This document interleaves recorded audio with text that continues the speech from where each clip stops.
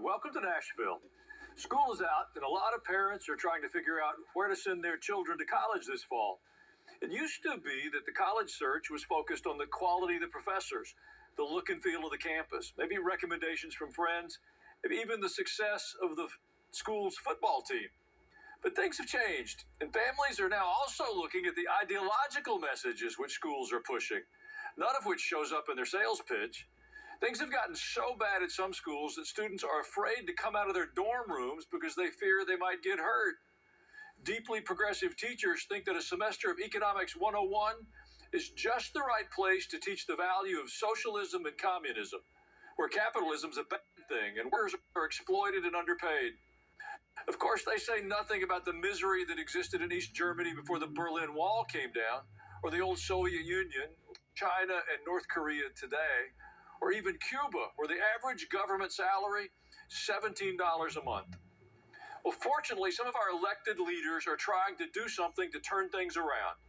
So with that, I introduce our guest today, the distinguished congressman from Utah, Burgess Owens. Welcome back, Congressman. Alan, looking forward to chatting with you. We're preparing some great topics. I can't wait to get started, for sure. Well, I want to thank you on behalf of so many people that I know for the fact that you introduced the Accreditation for College Excellence Act, which makes very clear that federal accreditation must never be used as a tool to enforce ideological conformity. Translation: no more speech police pressuring colleges to adopt DEI mandates or CRT programs. Can you tell us more about what you have in mind? Well, first of all, that's a great monologue. Way to get started with this process. And you're correct. The parents are now awake. We're realizing, and I'll say this, probably one of the toughest times we went through was COVID. But during COVID, we had a chance to kind of begin to look over our kids' shoulders and see what they were being taught. Realize that this is not something that's been happening just overnight. This has been going on for quite a while. The Marxist has been marching through our educational system, and now we begin to see the fruit of that. We now go to colleges where common sense makes no sense at all in these places. So we have folks who don't have the courage to go out and start a business and build and take risks. They find themselves in these college institutions where it's very safe. Kids come to them. They lead, they learn from them. They leave with debt way too high to be able to take care of, with the degrees that mean nothing, and at the same time hating our country. So those things are changing, and this is just one piece of it. We're realizing throughout the entire supply chain, the Marxists have been putting their stamp, and accreditation is a big piece of it. Accreditation basically says that based on these particular creditors, colleges can either receive funds, can get curriculum put through or not. So they have a lot of power, and that power has been pretty much dictating things like DEI, critical race theories, all the crazy things we're now seeing that our kids are coming through. Some of the better colleges in the past had remarkable reputations. So that's changing now. This is just one piece of it. And we're also, with the One Big Beautiful Bill, we're looking at having colleges have some kind of skin in the game. If they're putting out kids that cannot get a good job with the degrees that mean absolutely nothing, they're going to have to claw back some of their income and make sure they're paying some of the bills these kids are coming through with. So this accreditation piece is just one small piece of the entire process that we're now looking at to make sure that we have the smartest, most productive workforce, powering this middle class that any country's ever seen before. And I'm excited about being part of that process.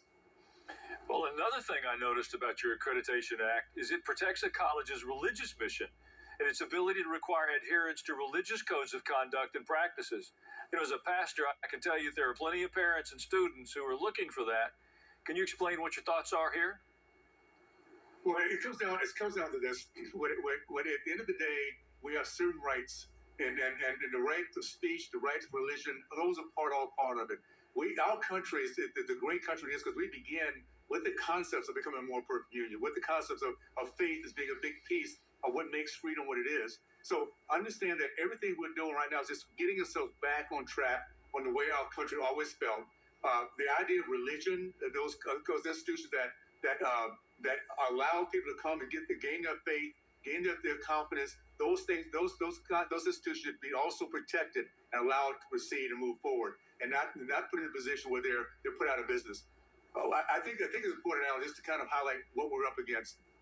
You know, our country is based on Judeo-Christian values. The idea of becoming a more perfect union, that all men are created equal, that we can have a fair chance because we have a safe society. The other side of that coin is something called Marxism. Marxism hates the tenets that we believe in. We believe in faith, family, the free market education. They hate every single one of them. So at the end of the day, what we've been dealing with for really for decades, are institutions that's trying to undermine everything that our country is built upon. So we're getting back to that. We're going to make sure our kids come through not only with an education that will prepare them for a remarkable workforce that we're going to grow, thinking outside the box, being willing to take a risk. If they fail because they have the faith, they can stand back up and say, in this country, you can always have a second chance. To look at each other inside out, not outside in. Everything I'm talking about right now is the American way, things we grew up with, that we now have to make sure our kids have the same opportunities to live and experience and just take this legacy that we've been given down to the next generation. So education is all part of it. And I'm just thankful. You kind of made an analogy earlier that the thing from one of the things I'm doing here. Just know this is the American way. We are coming together like never before. We, the people, are making changes here in D.C. We're expecting certain things to happen in our college institutions. And I'm just, again, proud to be part of it. But it all began in November of last year. Me, the people said, we're going to get ourselves back on track. And this is the result of getting that done. Well, still on the subject of schools, you've also been pressing the case for something else that was in the big, beautiful bill recently passed, nationwide school choice. It's not a party issue because more than 80% of the country, Democrats and Republicans, support school choice. You're not the only member pushing for this. Listen to Senator Ted Cruz. Across America, millions of children, especially low-income African-American and Hispanic children, are trapped in failing schools. They face crime and violence and despair. Without the ability to learn and prosper, they are denied a fair shot at the American dream. School choice is the civil rights issue of the 21st century. Every child, regardless of race or wealth or ethnicity, deserves access to an excellent education. Well, you spoke of your own family history on this idea, growing up in the segregated South. Could you share a bit of that with our viewers now? Absolutely. And thanks. Thank you for the emphasis you're putting on this. There's nothing more important for our kids, for our legacy, than being educated. It was why our founder said, ignorant and free can never be. Well, that's the bottom line. Now, for those who don't know, I grew up in the deep South, segregated South. My first exposure to white Americans was when I was 16 years old. But let me tell you about that community I grew up in, because every community believes in faith, family, free market education wants to be competitive. We want to command respect. In my Black community across the country, the only way we can command respect was by winning through meritocracy. By making sure we're educated, we can debate issues, we can go out and work hard, we can have strong families, we can educate our kids. Up from the 1940s until the 1960s, because of those tenets that we tied into as a segregated community, my race, the Black community, led our country in the growth of the middle class, men matriculated for college, men committed to marriage, and percentage of entrepreneurs. Keep in mind that this is against all other races, because we're so focused on making sure that when our kids left the home, they were going to be prepared to go out and not only win and build, but be a good reflection on the community that they left.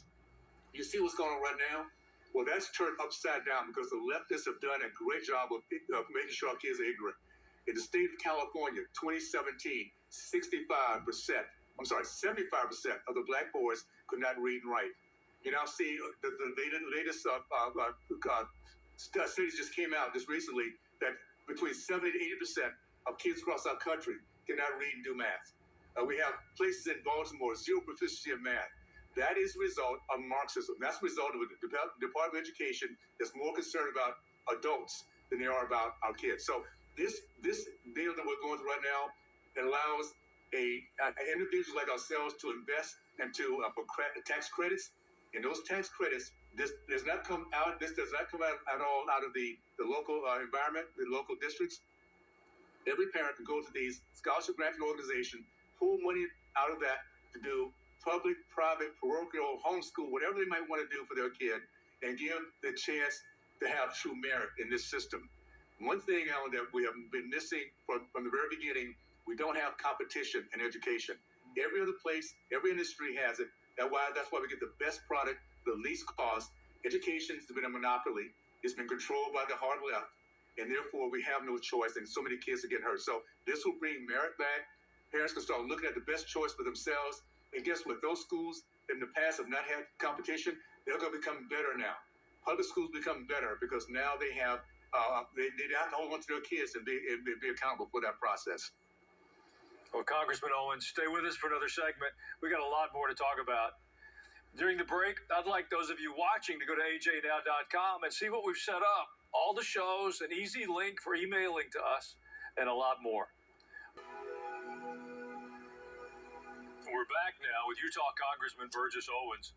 There's quite a lot more that goes on at the Capitol that doesn't get the national attention it deserves. So let me bring this up today. You and Florida Congressman Byron Donalds introduced a resolution. It hasn't been voted on yet, but it ties into the fact that you have 6 children and 17 grandchildren already. Not everybody's so blessed. So you want to make sure that the country knows that nearly 1 out of every 4 American children doesn't have a father in their life. Senator Josh Hawley is on your side as well. Listen to his remarks. You have a generation, multiple generations now, many of whom, many young men, have grown up without their dads around. We have an epidemic of fatherlessness in this country. Can you tell us what you have in mind for your resolution? Absolutely, and I think it's so timely. Again, I must say these are remarkable times we're going through, Alan, that our country is kind of looking back on what we need to do better. We're kind of infrastructure looking to say that we're off track. And to make this thing right, we have to get our family back in place. And I was just very, very blessed. I was raised by the greatest generation. These were men who went off to fight the war, came back and built a remarkable middle class who really believed in faith. They led their families in that regard, and they believed in their families. It comes down to very simply this. Young men will emulate what they see in the household. They want to be what they see in the household. I'm thankful to have a father who went to World War II. He came back and he taught me some basic things that was taught to that generation: love God, country, family, respect women, and authority. We were taught that. So it's instinctive for us to do certain things. We see women, for instance, being attacked. We see men trying to compete in women's sports. It's against our very core because we're taught that was not the way to respect womanhood. So those are the kind of things that young men have to see. Unfortunately, that great community I talked about in the last segment, I saw it disappearing. I saw it disappearing when these welfare departments were put together. And the only thing that needed to be to qualify was for women not to have a man, not to have a job, and have as many kids as they want to.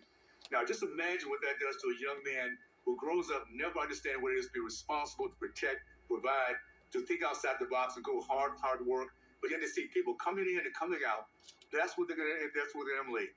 So right now, that the day when I was growing up, when 80% of men were married to the mothers of their children, when I was being raised, in the black community, it's turned upside down.